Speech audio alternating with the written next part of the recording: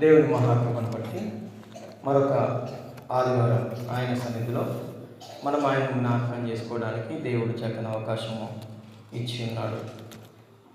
మన దేవుడి యొక్క మాటలు మనం ధ్యానించడానికి ముందుకు వెళ్దాం. యెహెజ్కేలు గ్రంథం 37వ అధ్యాయంలో ఒక సందర్భం. యెహెజ్కేలు గ్రంథం 37వ అధ్యాయము 11వ వచనాన్ని చదువుతాం. అప్పుడు ఆయన నాతో ఇట్లా నేను నరపుత్రుడా, ఈ ఎముకలు ఇజ్రాయేలీలనందరినీ సూచించుచున్నవి. వారు మన ఎముకలు ఎండిపోయెను, మన ఆశ విఫలమాయెను, మనము నాశనమైపోతిమి అని అనుకొనిచున్నారు. ఇది ఈ సందర్భం. ఇది ఎవరితో దేవుడు మాట్లాడుతున్నాడు అంటే యెహెజ్కేలు గారితో దేవుడు మాట్లాడుతున్నట్టుగా మనం చూస్తున్నాం. యెహెజ్కేలు గారితో సందర్భం ఏంటంటే ఇజ్రాయేలీలందరూ బబులోను రాజ్యంలో బానిసలుగా బ్రతుకుతున్నారు. వారి కుటుంబాలు విడవబడ్డాయి, వారి దేశము విడిచి వచ్చారు, వారి యొక్క బంధు బలగాలు వారికి దూరం అయ్యాయి. అలాగే చివరికి వారు కట్టుకున్నటువంటి యెరూషలేము మందిరము కూల్చబడ్డది, అగ్ని చేత కాల్చబడ్డది. ఎన్నో ఆశలతో, ఎన్నో ప్రార్థనలతో ఐగుప్తు దేశంలో నుండి వచ్చిన వారు ఈ పాలు తేనెలు ప్రవహించే దేశానికి వచ్చిన తర్వాత, మళ్ళీ మందిరము నిర్మింపబడిన తర్వాత దేవుడు ఇజ్రాయేలీలని బబులోను సామ్రాజ్యానికి చెరలోనికి పంపించినట్టుగా మనం బైబిల్లో చూస్తాం. అయితే వారు చెరలో ఉన్నప్పుడు కూడా వారికి దేవుడు ఒక ప్రవక్తను ఉంచాడు. ఆ ప్రవక్త కూడా చెరలోనే ఉన్నాడు. అంటే ఇజ్రాయేలు జనాంగం అందరూ కూడా దేవుని బిడ్డలుగా పిలువబడుతున్నవారు, దేవుడు ప్రత్యేకించుకున్న వారందరూ కూడా ఎక్కడున్నారు అంటే చెరలో ఉన్నారు. చెరలో నీతిమంతులు ఉన్నారు, చెరలో అనీతిమంతులు కూడా ఉన్నారు. దేవుడు ఆ జనాంగం అందరికి కూడా బబులోను చెరలోకి వెళ్ళడానికి అవకాశం ఇచ్చాడు. వారు వెళ్ళిపోయి వారి యొక్క గతాన్ని జ్ఞాపకం చేసుకుంటూ ఆకాశ మహాకాశములను కలగజేసిన దేవుణ్ణి మేము ఆరాధించేవారము, స్తుతించేవారం. మా దేవుడు అద్భుతములు చేసేవాడు, ఆశ్చర్య కార్యములు చేసేవాడు.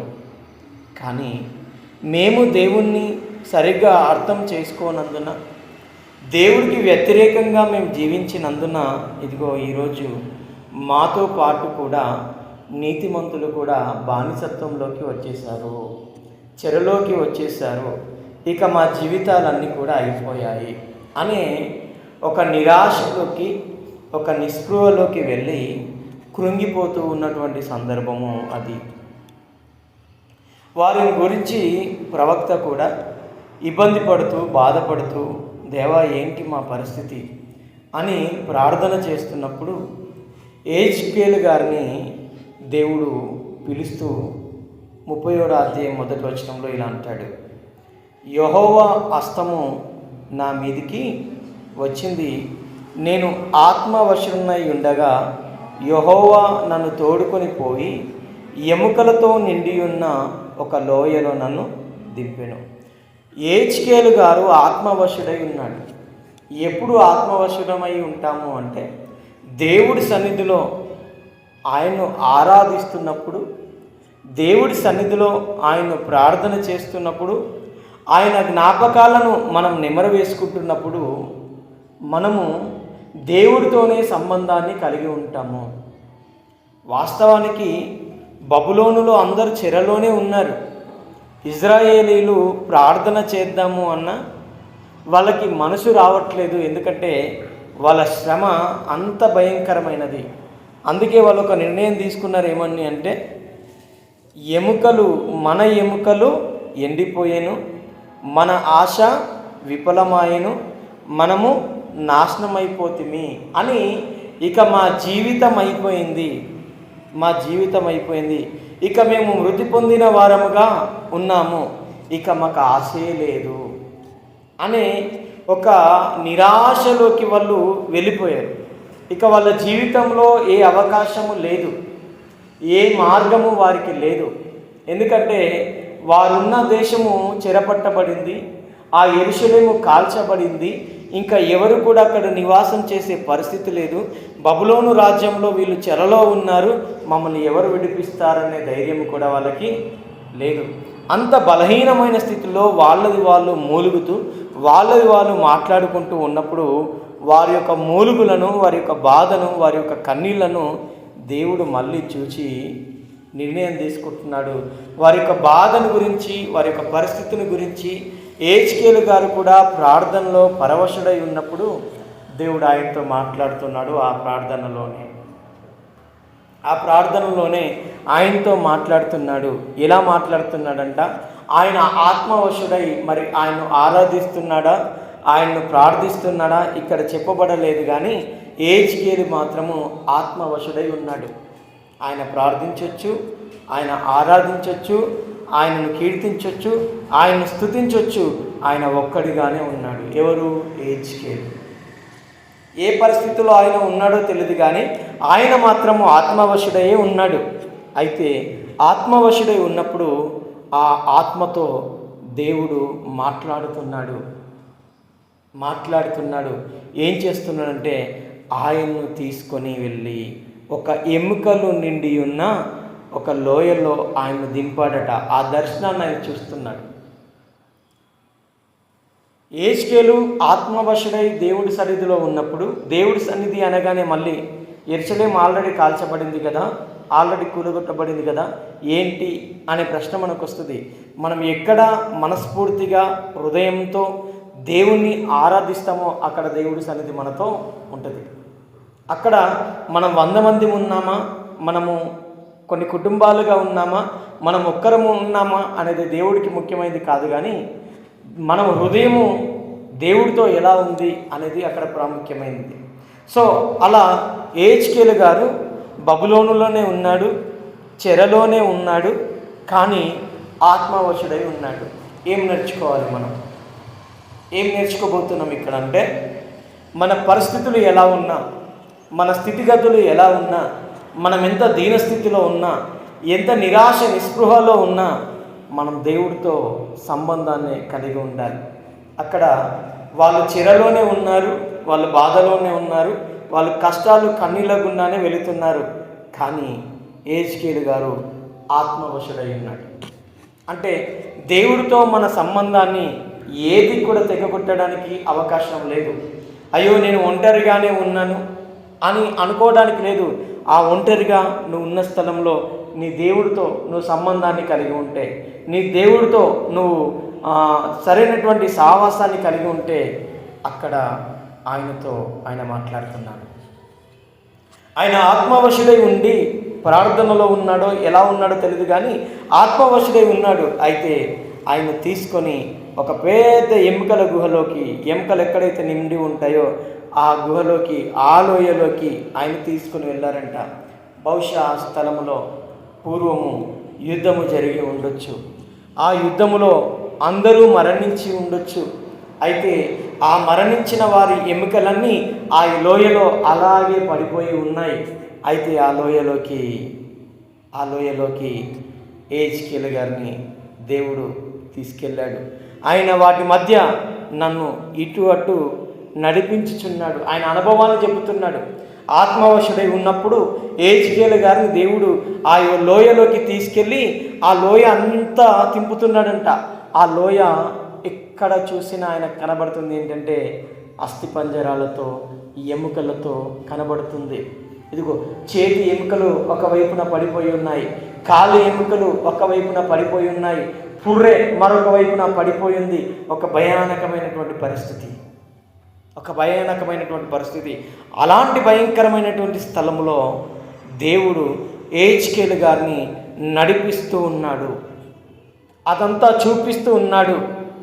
2వ వచనంలో ఎముకలు అనేకములు ఆ లోయలో కనబడెను, అవి కేవలము ఎండిపోయినవి. ఎలా ఉన్నాయంటే ఎముకలు? జీవము లేదు, నరములు లేవు, మాంసము లేదు, శరీరం చేత కప్పబడి లేదు, మొత్తం ఎండిపోయాయి. పురుగులు సైతము తినివేయగా మిగిలిపోయినటువంటి ఎముకలు అక్కడ ఉన్నాయి. కంప్లీట్గా వాటికి అవకాశమే లేదు. అంత అయిపోయిన స్థితిలో ఎముకలు కూడా ఉన్నాయి.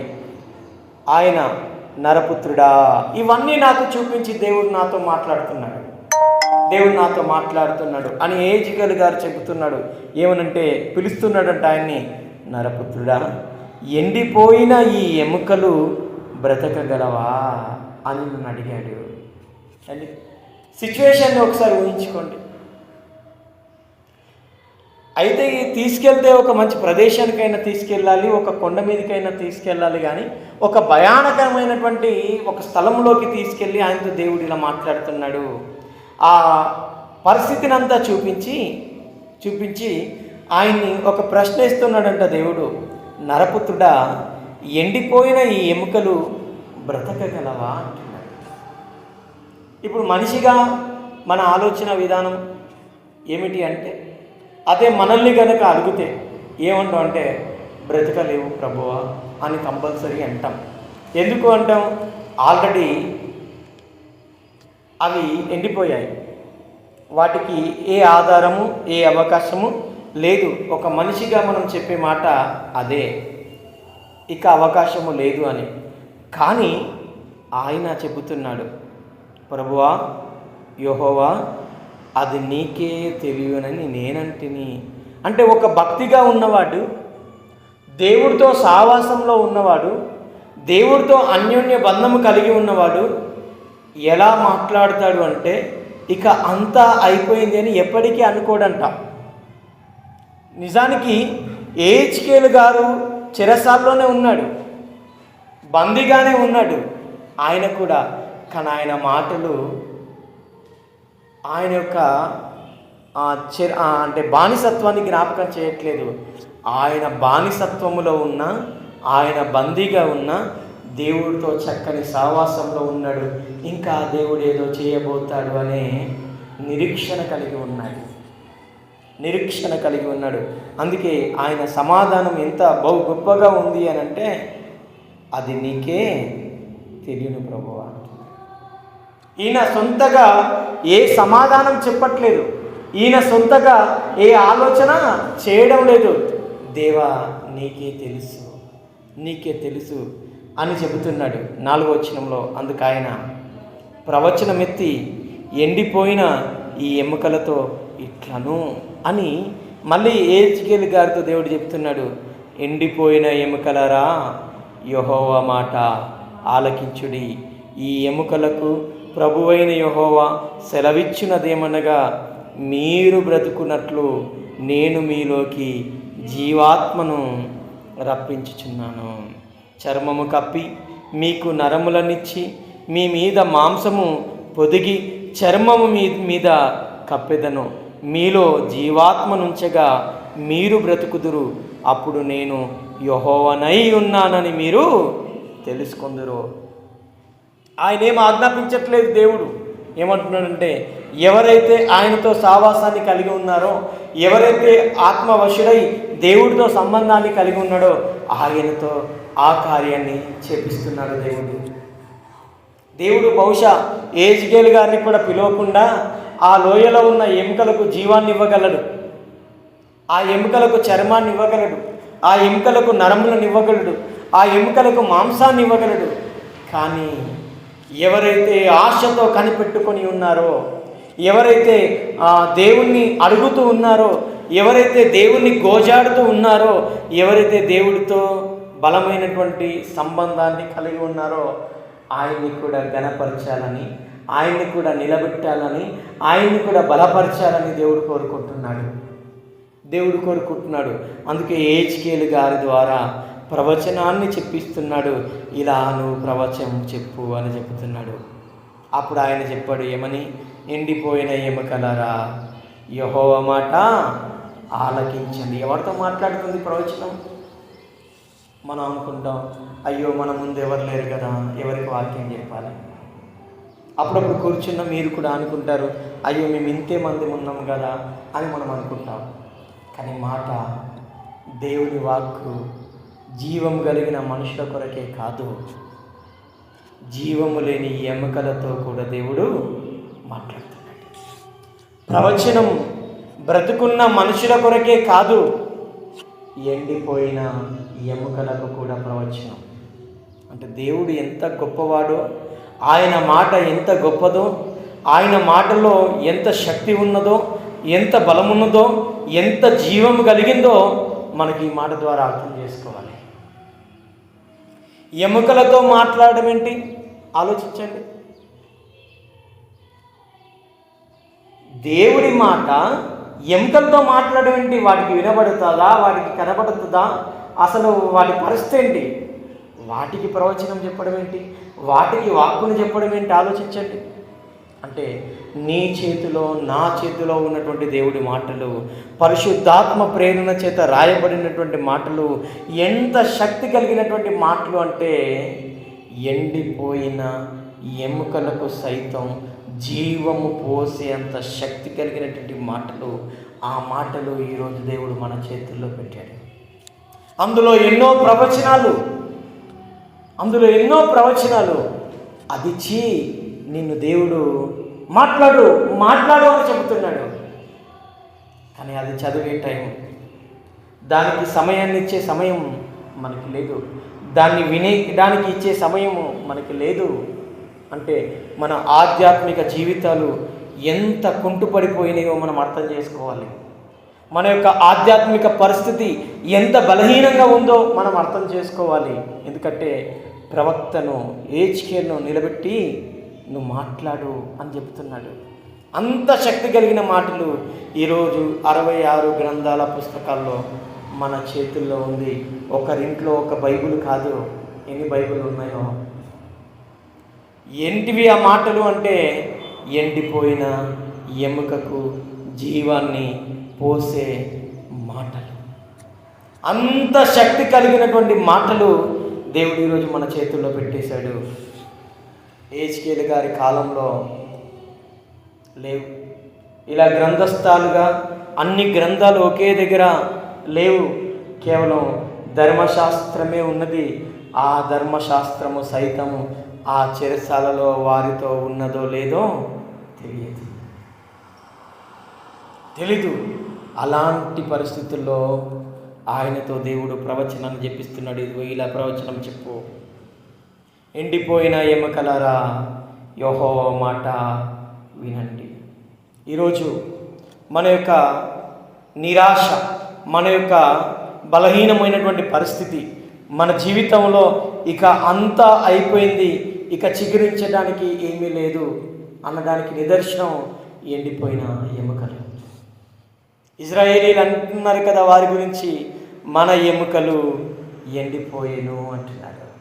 అప్పుడప్పుడు అనారోగ్యం చేత బాధపడుతున్న వారి దగ్గరికి వెళ్ళినప్పుడు వారి శరీరము అప్పటి వరకు చాలా వెయిట్గా ఉన్నటువంటి ఆకారము ఎండిపోయిన తర్వాత, అనగా ఇప్పుడు పక్షవాయువు వచ్చినప్పుడు మా నడిపినాన గుత్తిలో ఉండేవాడు.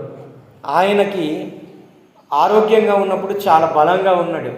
కానీ ఎప్పుడైతే ఆయనకు పక్షవాతం వచ్చిందో తన కంప్లీట్గా తన ఆకారం అంతా కూడా చూసి ఈయనేనా అని చెప్పేంత పరిస్థితికి వెళ్ళిపోయింది. అంటే ఆ చర్మము కంప్లీట్గా ఎముకలకు అంటేసుకుంది. అందులో మాంసమేమీ లేదు, ఆ నరాలకు సత్తువ లేదు. కానీ ఆయనలో ఇంకా జీవము కనబడ్డది. కానీ ఇక్కడ పరిస్థితి ఏంటి అంటే కంప్లీట్గా ఎముకలే. అంటే అసలు ఏ ఆశ కూడా లేదు, ఏ అవకాశము కూడా లేదు. అసలు ఊహలలో కూడా ఊహించుకోవడానికి కూడా అవకాశం లేని పరిస్థితి. ఎముకల పరిస్థితి, ఎండిపోయిన ఎముకల పరిస్థితి. బహుశా మన జీవితాలు కొన్ని సందర్భాల్లో అలాంటి ఎండిపోయిన విధముగా, కంప్లీట్గా ఇక మార్గము లేదు, ఇక అంతా అయిపోయింది అనే స్థితిలో ఉన్నాయా? అలాంటి స్థితిని కూడా దేవుడు మార్చగలను అని చెప్పడానికి ఈ సందర్భం మన ముందు ఉంది. హెజ్కేలు గారికి ఆ ఎండిపోయిన ఎముకలు చూపించి నా మాటలు చెప్పు, ఎముకలు లేస్తాయి అని చెప్తున్నాడు. అంటే దేవుని మాట, దేవుని కార్యం ఎలాంటిది అంటే, మనం అయిపోయింది అని అన్నప్పుడు ఆయన చేయుటకు సమర్థుడు. దేవుడు ఎలాంటి వాడంటే, ఇక ఇది అసాధ్యం అని మనం అనుకున్నప్పుడు దాన్ని సాధ్యంగా చేసే సమర్థుడు మన దేవుడు. ఇక్కడ ఇజ్రాయేలీలు అనుకున్నారంట, మన ఎముకలు ఎండిపోయాయి అని వాళ్ళు అనుకున్నారు. వాళ్ళ మనసులో అనుకుంటున్నారు.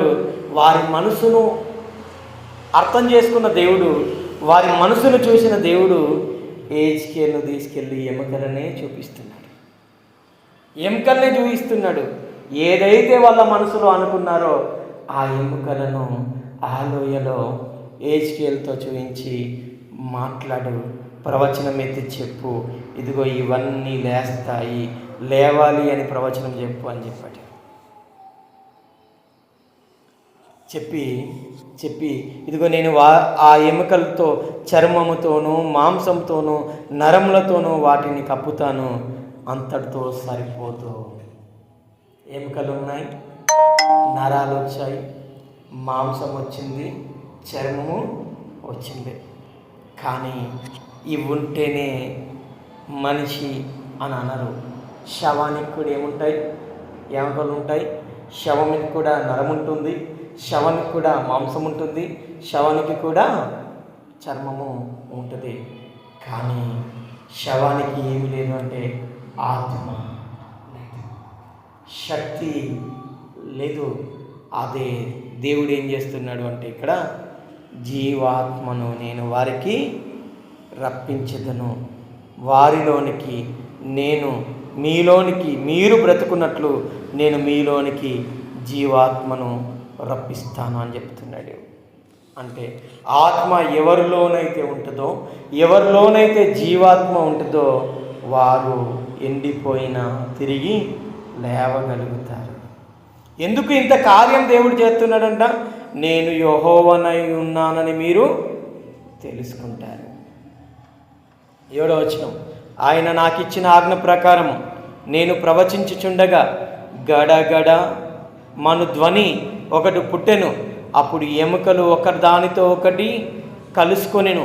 నేను చూచుచుండగా నరములను మాంసములను వాటి మీదికి వచ్చెను, వాటిపైన చర్మము కప్పెను. అయితే వాటిలో జీవాత్మ ఏమాత్రము లేక పోయెను. ఈరోజు చాలా కుటుంబాల పరిస్థితి, మన యొక్క పరిస్థితి కూడా ఏదో బ్రతుకున్నామంటే బ్రతుకున్నాము అన్నట్టుగా చాలా మాటలు మనకు వినబడుతుంటాయి, చాలా జీవితాలు మనకు కనబడుతుంటాయి.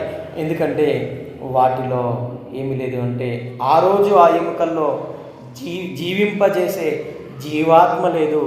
ఈరోజు ఈ శరీరాల్లో పరిశుద్ధాత్మ లేదు. అది దానికి సాదృశ్యం. ఓకే, రైట్, ముందుకెళ్దాం. లేకపోయాను. అప్పుడు ఆయన, నరపుత్రుడా, జీవాత్మ వచ్చినట్లు ప్రవచించి ఇట్లనుము, ప్రభువు యెహోవా సెలవిచ్చినదేమనగా, జీవాత్మ నలుదిక్కుల నుండి వచ్చి హతులైన వీరు బ్రతుకున్నట్లు వారి మీద ఊపిరి నిడుము. ఆయన నాకు ఆజ్ఞాపించినట్లు నేను ప్రవచింపగా జీవాత్మ వారిలోనికి వచ్చెను.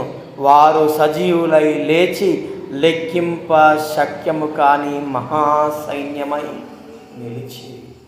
అది దేవుని కార్యం, దేవుని కార్యం. అది ఏమి ఈ సందర్భం ద్వారా మనం అర్థం చేసుకోవచ్చు అని అంటే, ఎండిపోయిన స్థితి అని మనం అనుకుంటే, అంతా శూన్యం అని మనం అనుకుంటే, మరణంలో ఉన్నాము అని మనం అనుకుంటే, దానిని కూడా నిలబెట్టుటకు నీ దేవుడు సమర్థుడు.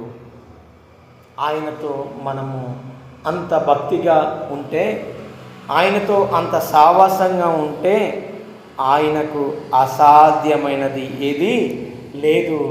ఆయన మాట అంత శక్తి గలది, అంత శక్తి గలది. 11వ వచనం, అప్పుడు ఆయన నాతో ఇట్లా, నేను నరపుతుడా, ఈ ఎముకలు చెబుతున్నాడు, ఎందుకు ఈ లోయలోకి దాన్ని తీసుకొచ్చావు? ఎందుకు ఈ ఎముకలను చూపిస్తున్నావు? ఎందుకు ఎముకలకు శరీరాలనిచ్చావు? ఎందుకు ఎముకలకు జీవాత్మనిచ్చావు? ఎందుకు వాటిని కదిలే ఆకారాలుగా చేశావు అని ఈయన అడుగుతున్నాడు ఆ దర్శనంలో. అప్పుడు దేవుడు 11వ వచనంలో చెప్తున్నాడు, నరపుత్రుడా, ఈ ఎముకలు ఇజ్రాయేలీయులనందరినీ సూచించుచున్నవి. బహుశా హెజ్కేలుకు అర్థమవుతుంది ఈ ఎముకలు ఇజ్రాయేలీలందరినీ సూచించుచున్నవి. వారు మన ఎముకలు ఎండిపోయెను, మన ఆశ విఫలమాయెను, మనము నాశనమైపోతివని అనుకుంటున్నారు. కాబట్టి ప్రవచనమెత్తి ఇప్పుడు వారి దగ్గరికి వెళ్ళి ఇలా చెప్పు, నీకు నేను ఏ దర్శనాన్ని అయితే చూయించానో వారి దగ్గరికి వెళ్ళి ఈ దర్శనాన్ని చెప్పు, ఈ ప్రవచనాన్ని వారితో చెప్పు. ప్రభువగు యెహోవా సెలవిచ్చినదేమనగా, నా ప్రజలారా, మీరున్న సమాధులను నేను తెరచెదను, సమాధుల్లో నుండి మిమ్మల్ని బయటికి రప్పించి ఇజ్రాయేలు దేశంలోకి మిమ్మల్ని తోడుకొని వచ్చేదను. అంటే వారు బానిసలో ఉన్నారు. వాళ్ళు అనుకుంటున్నారు మేము చచ్చిపోయిన వారము అని అనుకుంటున్నారు. ఇక మాకు ఏ అవకాశము లేదు అని వారు అనుకుంటున్నారు. ఇక మేము సమాధుల్లో ఉన్న ఎమకల్లాంటి వారము అని వారు అనుకుంటున్నారు. అంత దీనంగా, అంత లోతుల్లోకి వాళ్ళ జీవితాలను వాళ్ళు ఊహించుకుంటున్నారు. ఎందుకంటే అలాంటి పరిస్థితులు వాళ్ళ గుండా ఉన్నాయి, వాళ్ళ చుట్టూ అలాంటి పరిస్థితులు వాళ్ళకు ఉన్నాయి. కాబట్టి వాళ్ళు అలా అనుకుంటున్నారు. అప్పుడు దేవుడు వారితో మాట్లాడుతున్నాడు, మీరెందుకు అలా అనుకుంటున్నారు? మీరు సమాధుల్లో ఉన్నామనుకుంటున్నారా? ఎండిపోయిన ఎముకల్లా ఉందామనుకుంటున్నారా? మీ ఆశ విఫలమైపోయింది అనుకుంటున్నారా? నాశనమైపోతుంది అని అనుకుంటున్నారా? నా బలం ఏంటంటే మిమ్మల్ని తిరిగి సమాధుల్లో నుండి లేపగలుగుతాను. నా బలం ఏంటంటే మిమ్మల్ని తిరిగి ఎక్కడికి తీసుకెళ్తాను? ఇజ్రాయేలు దేశంలోకి తోడుకొని వెళతాను. అది నా బలం అని దేవుడు వారికి ప్రవచనాన్ని చెబుతున్నాడు. 13వ వచనంలో, నా ప్రజలారా, నేను సమాధులను తెరిచి సమాధుల్లోనున్న మిమ్మును బయటికి రప్పించగా నేను యెహోవానై ఉన్నానని మీరు తెలుసుకొందురు. మీరు బ్రతుకున్నట్లు నా ఆత్మను మీలో ఉంచి మీ దేశంలో మిమ్మును నివసింపజేసేదను. యెహోవానగు నేను మాట ఇచ్చి దానిని నెరవేరుస్తానని మీరు తెలుసుకొందురు. ఇదే యెహోవా వాక్.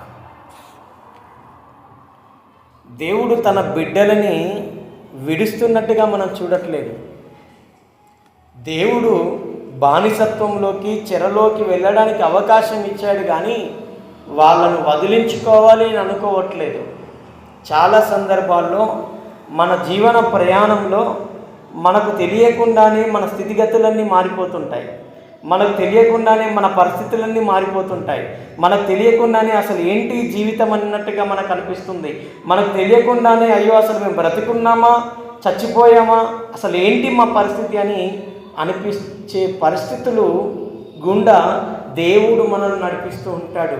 అలాంటి సందర్భాల్లో మనము నిరాశలోకి వెళ్ళి బలహీనపడి దేవుడికి దూరమై, ప్రార్థనకు దూరమై, వాక్యానికి దూరమై, సావాసానికి దూరమై, సంఘానికి దూరమై బ్రతకాల్సిన పనేమీ లేదు.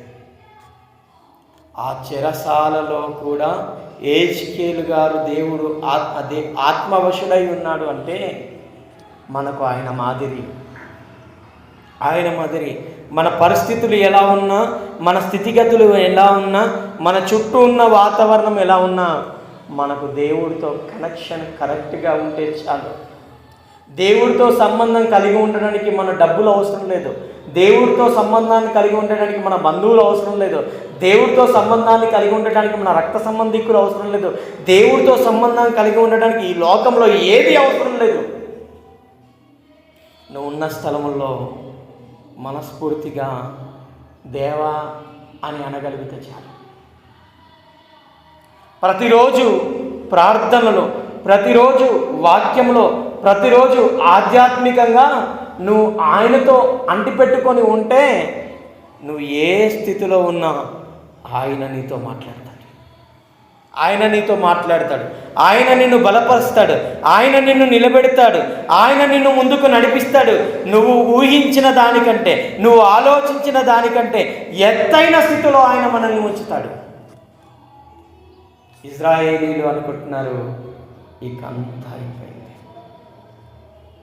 ఏం లేదు, ఇక ఏముంది, ఎండిపోయిన ఎముకలము, ఆశ లేదు, విఫలమైపోయింది, మనం నాశనం అయిపోయాము అని అనుకుంటే వాళ్ళ ఉద్దేశం ఏంటంటే ఇక మనం సమాధిలో ఉన్నట్టుగా ఉన్నాం అని అనుకుంటున్నారు వాళ్ళతో. అందుకే దేవుడు అంటున్నాడు, మిమ్మల్ని సమాధిలో నుండి నేను లేపుతాను. మీరు అనుకుంటున్నారు కదా సమాధిలో ఉన్నామని, అయితే ఆ సమాధిని చీల్చి మిమ్మల్ని బయటికి తీసుకొని వస్తాను నేను అని అంటున్నాడు. కాబట్టి నువ్వు నమ్మిన దేవుడు నిరర్థకమైన మాటలు పలికేవాడు కాదు. ఆయన మాట ఇచ్చి దానిని నెరవేర్చేవాడు. ఒకే ఒకటి ఏంటంటే నువ్వు ఏ స్థితిలో ఉన్నా ఆయనతో సంబంధాన్ని కలిగి ఉంటావు. నీ పరిస్థితి ఏదైనా ప్రార్థన చేయడం మానకు. నీ పరిస్థితి ఏదైనా వాక్యం చదవడం మానకు. నీ పరిస్థితి ఏదైనా ఆయన రాజ్యం నిమిత్తం ఆలోచించడం మానకు. ఆయన పని గురించి ఆలోచించడం మానకు. ఎందుకంటే ఆయనతో మనం సంబంధాన్ని కలిగి ఉంటే మన ద్వారా ఎంతోమంది సమాధుల్లో నుండి బయటికి వస్తారు. హెచ్కేల్ గారు ఒక్కడు ఉన్నాడు. ఆయన కూడా నిరాశలోకి వెళ్ళిపోయి ఉంటే, ఆయన కూడా అక్కడ ఆత్మవశుడై ఉండకపోయి ఉంటే బహుశా ఆయనతో కూడా దేవుడు మాట్లాడేవాడు కాదేమో. ఒక్కడు చాలు ఇజ్రాయేలీలందరికీ ఊపిరినివ్వడానికి. ఇజ్రాయేలీలందరూ అనుకున్నారు మేము సమాధుల్లో ఉన్నామని, అందరు కృంగిపోతున్నారు. కానీ ఒక్కడు వెళ్ళి ప్రార్థన చేశాడు. ఆ ఒక్కడితో దేవుడు మాట్లాడి ఓ దర్శనాన్ని చూపించి, ఇదిగో ఇజ్రాయేల్ దగ్గరికి వెళ్ళి చెప్పు అని చెప్తున్నాడు. ఈరోజు మన పరిస్థితులు, మన ఆలోచన విధానం ఎలా ఉంది? దేవుడు అంటున్నాడు, నేను నిన్ను సమాధుల్లో నుండి కూడా లేపుతాను. ఇదిగో నువ్వు అనుకున్న స్థితిలోకి నేను నిన్ను తీసుకొని వెళ్తాను. ఆ రోజు కేవలం వారిని తీసుకొని వెళ్ళింది ఇజ్రాయేలు దేశానికే. కానీ మనము దేవుడితో చక్కని సంబంధాన్ని కలిగి ఉంటే సాక్షాత్తు పరలోకానికి ఆయన మనల్ని తీసుకొని వెళ్తాడు. ఆ రోజు ఒక దేశం నుండి మరొక దేశానికే ప్రయాణం. కానీ ఈరోజు ఓ లోకం నుండి మరొక లోకానికి ప్రయాణం. కాబట్టి దేవుడితో మనము సరైనటువంటి సంబంధాన్ని మనం కలిగి ఉంటే అసలు దేవుడికి అసాధ్యమైనది ఏది కూడా లేనే లేదు. ఆయనకు సమస్తము సాధ్యమే. సమస్తము చేయగలవాడు నీకున్నాడు.